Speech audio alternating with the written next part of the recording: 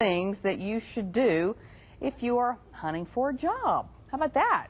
Stewart Welch is with us today with strategies for getting a job. Hey, buddy, how are you? I'm doing good. I was just counting them up to make sure we had all 6 in here. Well, we like 6 around here. So, all right, the thing is, this kind of came to you because of a conversation you actually had with a friend of yours. Yeah, I was having a conversation with a friend of mine. He's actually been out of work for about a year.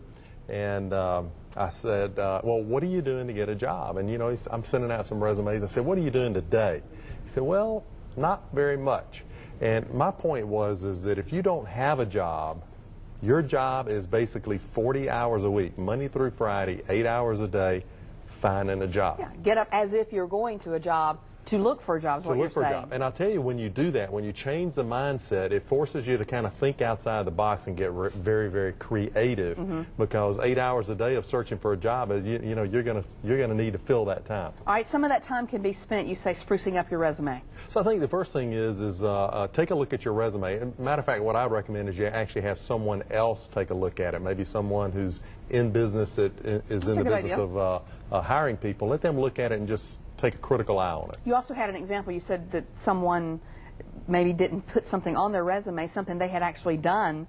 Yeah, so you know, they work. just kind of went through their resume and they had one of their coworkers read it, and the coworker said, well, remember you put together this whole manual that was so beneficial to the company, and so she went back, put that on the resume, and that helped her get a job. That's good right there. Okay, become a master of networking. Networking is the key. So what I like to do is say, come up with set a goal. Come up with a list of 300 names of people that you can call. Wow.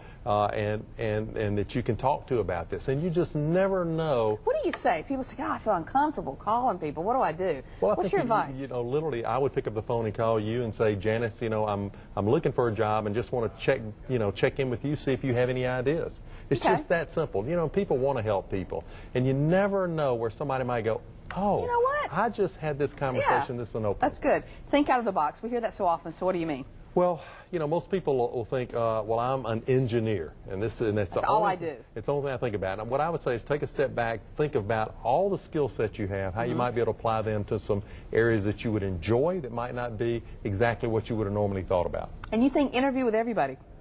I love interviewing with everybody. So, and the part of it is you build skills and actually having conversations with people. That doesn't mean you got to take the job. You just want to do the interview, right? You just do the interview, but you never know who that interviewer might know somebody. So it's, you know, it's just part of that 40-hour work week. All right, and one of the final things you talk about is closing strong.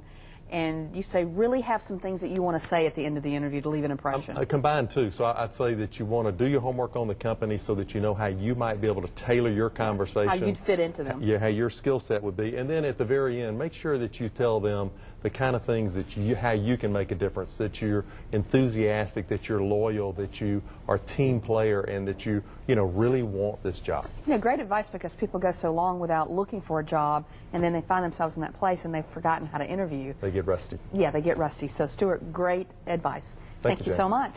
All right.